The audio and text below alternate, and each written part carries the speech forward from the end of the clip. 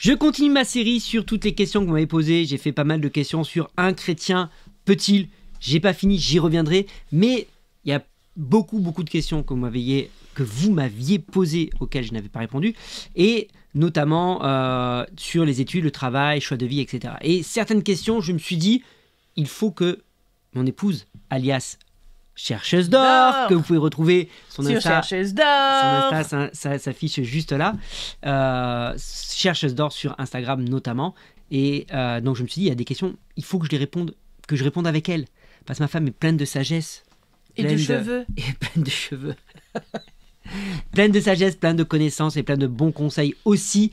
Donc je pense que c'était bien de pouvoir y répondre à deux. Et la première question à laquelle nous allons répondre à deux aujourd'hui, parce qu'il y a aussi des questions plus tard qui viendront sur le couple, sur entendre la voix de Dieu, etc. etc. Et la première question qui a été sélectionnée pour cette première vidéo à deux, c'était conseil tiré de ton vécu, tes expériences, donc de vos vécus, vos expériences, que tu donnerais à la jeunesse chrétienne. Donc conseil que tu donnerais à la jeunesse chrétienne. Et je trouvais ça une très bonne question.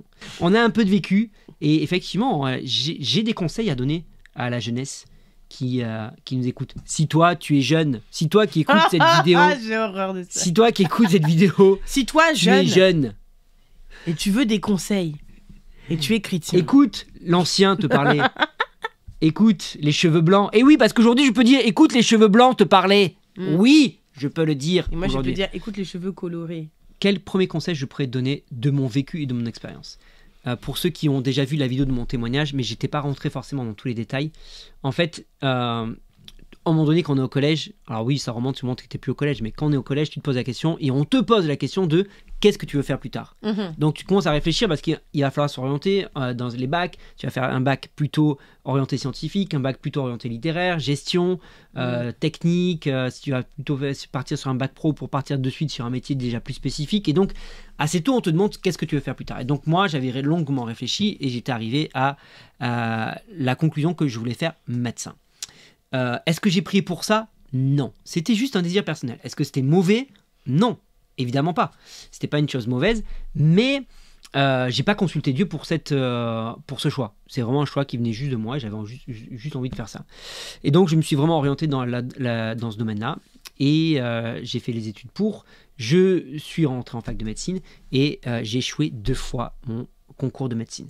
Suite à quoi mon père me raconte cette histoire que il me raconte que 1 an avant que j'échoue ma 2e année, il me raconte qu'il était dans la ville où on habitait. Il rentre dans une librairie comme ça. Il est en train de faire du shopping avec ma mère.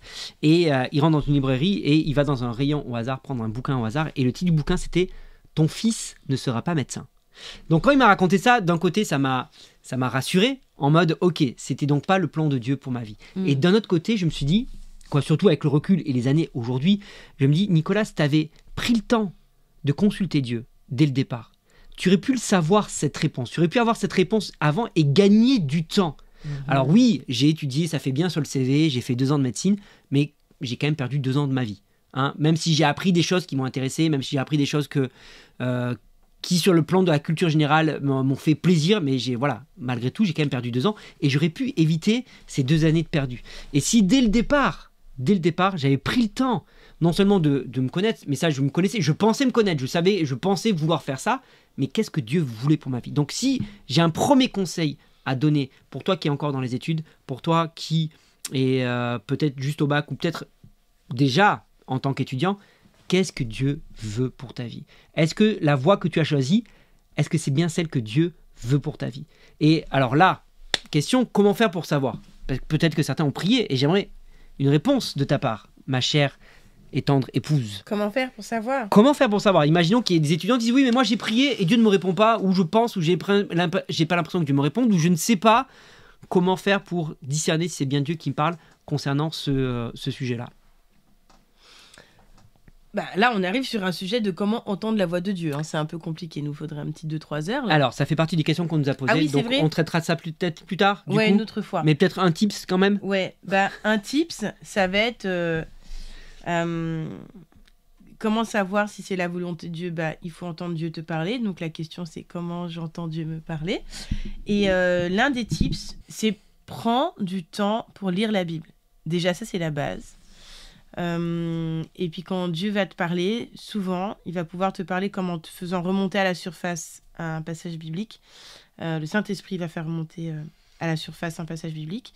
Et puis, plus tu prends du temps pour juste t'exercer à reconnaître sa voix, et ben, le jour où il te parle, ben, ton oreille s'affine, en fait. Bon, là, c'est pas le propos. Non, c'est pas le propos.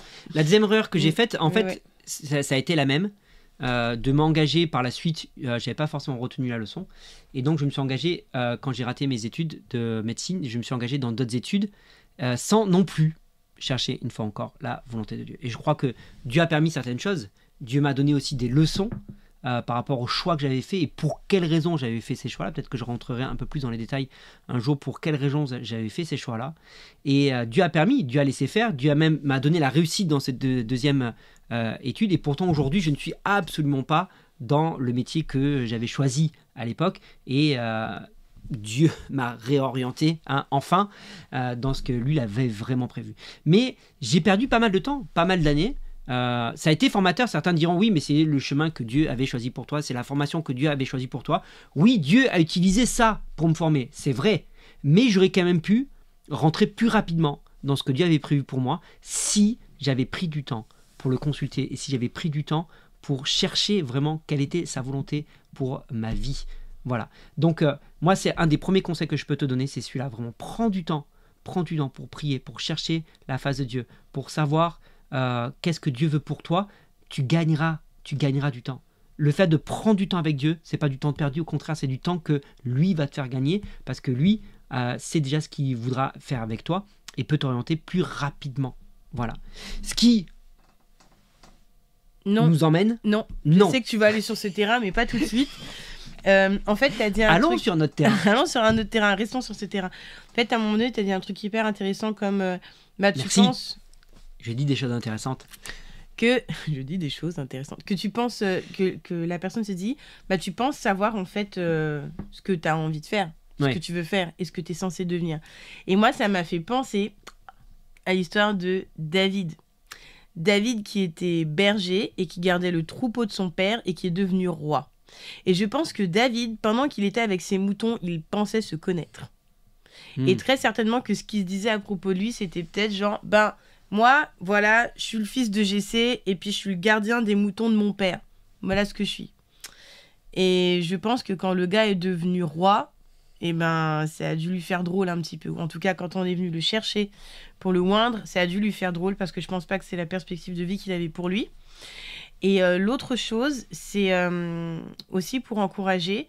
Alors parfois, c'est vrai que tu peux comme vraiment te planter et être à côté et tu as vraiment choisi la mauvaise branche professionnelle et tu es à côté. Ou parfois, tu as choisi une certaine orientation et puis c'est pas là que tu vas te retrouver à la fin, entre guillemets, dans ta carrière ou dans ton ministère ou dans ce que tu as à faire sur cette planète pour servir Dieu. Mais dans tous les cas, les compétences que tu apprends peuvent ensuite être mobilisées sur le champ de ta destinée. Et on reste toujours dans l'histoire de David. C'est-à-dire que lui, dans le cadre de son gardiennage de moutons, il a eu à défendre les moutons face à l'ours, face au lion. Et donc, il a mobilisé et développé cette compétence de combat avec sa fronde là et puis ses petites pierres. Et finalement, cette compétence-là, ensuite, il peut la mobiliser et la déployer sur un autre champ de bataille face à Goliath. Et c'est le fait de mobiliser cette compétence acquise dans le secret et dans son gardiennage de moutons qui le propulse ensuite dans sa destinée. Et donc parfois, tu peux te retrouver comme sur un champ de bataille et ce champ de bataille, soudainement, se transforme, ça devient le champ de ta destinée. Ça devient le lieu où ta destinée se déploie ou en tout cas où elle démarre un peu comme plus concrètement. Et moi, j'aime bien aussi me dire que il fallait un Goliath pour révéler David. C'est beau. Il fallait un Goliath pour révéler David. Et souvent, des fois, tu es là, tu as des obstacles, des problèmes, des trucs, ça te semble... c'est pas gérable, c'est trop grand pour toi, et ça ressemble à un Goliath, j'ai envie de dire, bienvenue sur le champ de bataille de ta destinée. Parce que le Goliath va révéler, le David va révéler en tout cas ce qu'il y a à l'intérieur de toi. que tu soupçonnais pas. Parce que je pense que David, il soupçonnait pas, un jour, il y a un gars, il va faire 3 mètres de haut, puis je vais lui balancer une pierre dans la tête. Je pense pas qu'il se disait ça tous les matins. Par contre, quand il l'a vu, il y a quelque chose en lui qui s'est activé. Donc il y a 2 choses très importantes. Bon, il y a sa compétence qui s'est activée, sa propre façon de faire, ce que lui, il savait, il maîtrisait, quoi, son champ de maîtrise. Et la deuxième chose, c'est son amour pour Dieu, qui vient d'un lieu d'intimité cultivé et régulier. Et David connaissait l'Éternel. Il avait un amour, une révérence et un honneur pour Dieu. Ce qui fait que quand il voit Goliath, il dit « Mais c'est qui ce Philistin incirconcis pour venir insulter l'armée du Dieu vivant ?» Genre, t'es qui?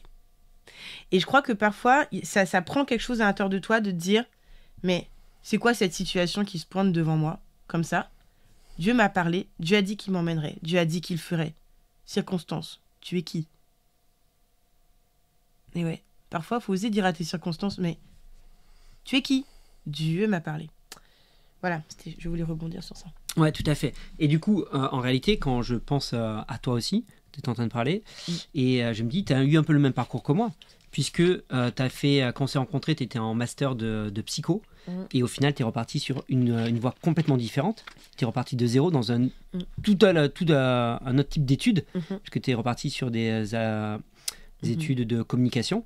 Et en fait, pour dire que même si tu penses que tu t'es trompé, c'est pas grave. C'est vraiment pas grave. Parce que, comme elle a dit, et comme j'ai pu le dire, Dieu utilise aussi les temps dans lesquels nous sommes. Même si tu penses être sur la mauvaise voie, c'est quand même formateur. Tu apprends quand même des choses et tu développes malgré tout des compétences qui pourront être utiles. Et Dieu peut tout utiliser de toute façon. Et la deuxième chose, c'est que même si tu penses que tu es sur la mauvaise voie, fais confiance à Dieu. Et quand tu as vraiment envie de faire la volonté de Dieu, Dieu finit toujours par te conduire et t'emmener à faire sa volonté. Mais la clé, c'est d'avoir envie, d'avoir soif de faire la volonté de Dieu. Et si tu te trompes, c'est pas grave. Parce que la peur, parfois, peut amener les gens à être paralysés et à ne pas bouger. Dire, ok, mince, si je me trompe, du coup, qu'est-ce que je fais? Et je bouge plus, j'attends. Et être dans l'attente d'avoir quelque chose pour vraiment se mettre à agir. Or, moi je vois aussi bien dans ma vie que quand je regarde dans la Bible, toutes les personnes que Dieu a appelées, c'est des personnes qui étaient actives. Pas des personnes qui étaient là à rien faire, à attendre une révélation. C'est en route qu'ils ont reçu la révélation. C'est quand ils étaient actifs, quand ils étaient en marche, que la révélation est venue. Donc, n'aie pas peur de te tromper, avance, fais les choses et juste fais confiance à Dieu sur le fait que même si tu te trompes, il peut te rattraper et tu peux toujours switcher, revenir et faire autre chose malgré tout par la suite. Donc, mes 2 conseils, c'est celui-là, c'est prends du temps. Si tu es encore jeune et que tu n'as pas encore choisi ton orientation, prends du temps pour demander à Dieu, ok, moi j'ai envie de faire ça, qu'est-ce que tu en penses? Et que Dieu soit toujours celui qui te conseille, que Dieu soit toujours le premier dans ta vie. Le deuxième conseil, du coup, qui vient de ce que je viens de dire, c'est que si tu es déjà engagé et que tu penses que tu t'es trompé ou que tu t'es engagé et que tu n'avais pas consulté Dieu avant de t'être engagé, il n'est pas trop tard pour consulter Dieu, il n'est pas trop tard pour changer. Moi, j'ai changé de vie à 35 ans. Dieu m'a complètement fait changer de vie à 35 ans. J'ai quitté mon métier. Bref, c'est encore une autre histoire. Mais voilà, Dieu m'a amené à 35 ans. Donc après 10 ans dans l'enseignement, Dieu m'a conduit encore dans de nouvelles voies. Donc c'est jamais trop tard en fait. Quand tu as vraiment envie de faire ce que Dieu a prévu pour toi, il n'est jamais trop tard. Quoi, si, quand tu es mort, c'est trop tard. Mais à un moment donné... Cette vidéo prend une tournure intéressante. Mais non, mais c'est parce que je me rappelle une conversation qu'on a eue avec Luc Dumont qui disait que Dieu met en nous toutes les capacités de base. Ouais. Comme un gland a toutes les capacités pour devenir un chêne à la base. Mais si tu plantes jamais le gland, il deviendra jamais un chêne. Et si Dieu a mis toutes les capacités en nous, et c'est vrai que pour certaines choses que Dieu avait prévues pour nous, si tu attends trop, il peut être trop tard. Genre, Dieu avait prévu que tu sois un footballeur, si tu travailles à 40 ans en disant « Ah mince, je suis passé à côté », oui, là, tu es vraiment passé à côté. Okay, mais pour d'autres choses, tu peux même commencer à 40, 45, 50, 80 ans. Moïse a bien commencé à 80 ans à rentrer pleinement dans sa destinée. Donc ça dépend des choses. Mais il y a des choses vraiment pour lesquelles il n'est pas trop tard pour rentrer dedans. Ok ?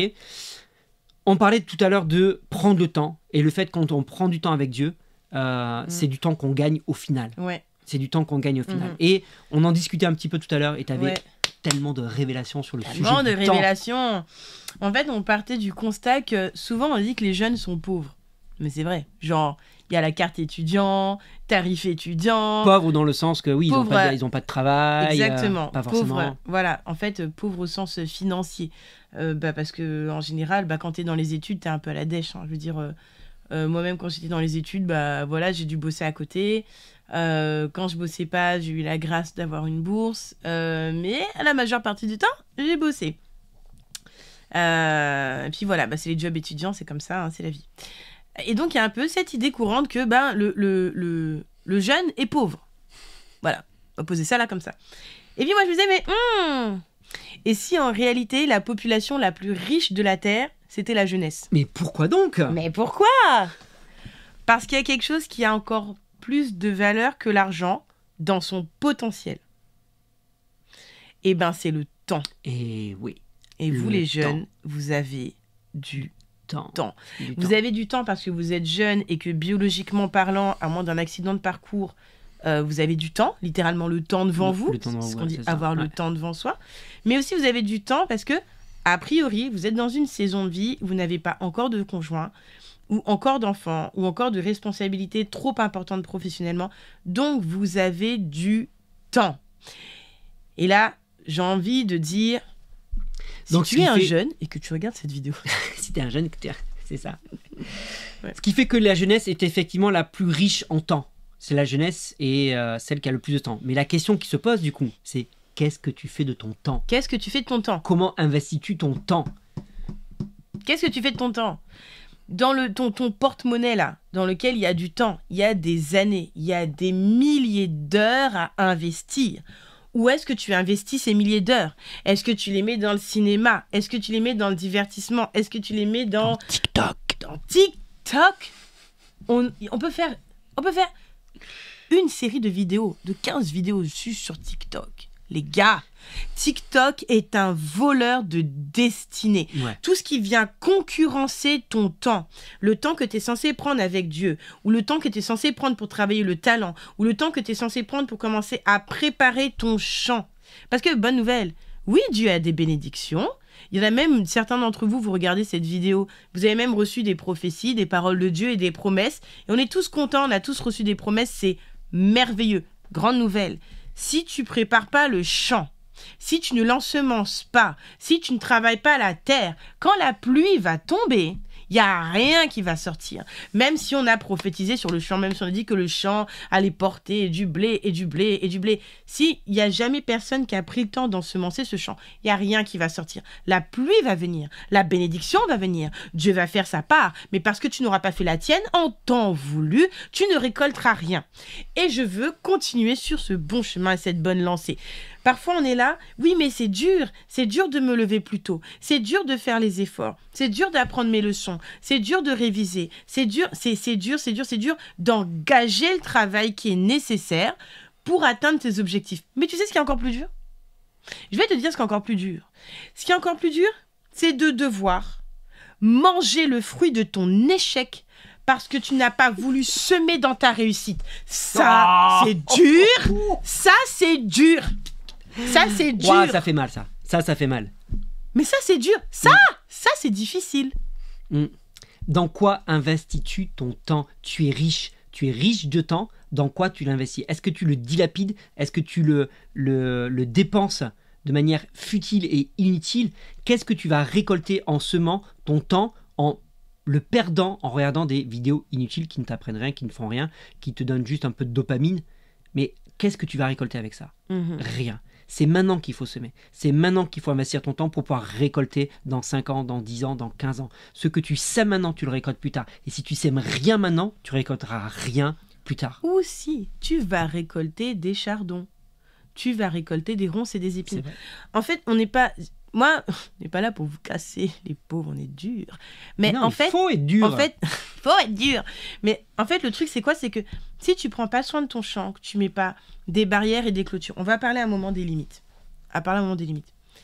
Dieu est un Dieu de limites et de territoires. Et d'accord? Donc, le Père fait ce que fait le Père. Le Père n'a pas été à la croix. D'accord? C'est pas Jésus qui convainc de péché, de justice et de jugement. C'est le rôle du Saint-Esprit. Okay. Et le Saint-Esprit n'est pas le Père. Dans la personne même de la Trinité, on retrouve ce concept fondateur et fondamental de limites. Et en fait, dans ta vie, c'est pareil. Tu dois être capable d'établir des limites, te dire, c'est pas que le divertissement en soi, c'est mal. C'est que si, sur les 18 heures que tu as dans ta journée, je sais pas combien de temps tu dors, mais tu as 18 heures dans ta journée. Si sur ces 18 heures-là, tu passes 16 heures de divertissement, il y a un déséquilibre, il y a un problème. Si pendant tout ce temps-là, tu passes ton temps tu es tout le temps avec les autres, ou tu es tout le temps en train de faire que des choses pour les autres, c'est pas mal en soi. C'est une question d'équilibre. Il faut d'abord que tu ensemences le champ que Dieu t'a donné. Parce que Dieu t'a confié une sphère de responsabilité. Quelle est cette sphère de responsabilité? Ta vie. Le futur que tu vas manger demain, il se sème aujourd'hui. Et aujourd'hui même, il y en a déjà. Vous avez déjà pris des décisions, je dirais, malheureuses.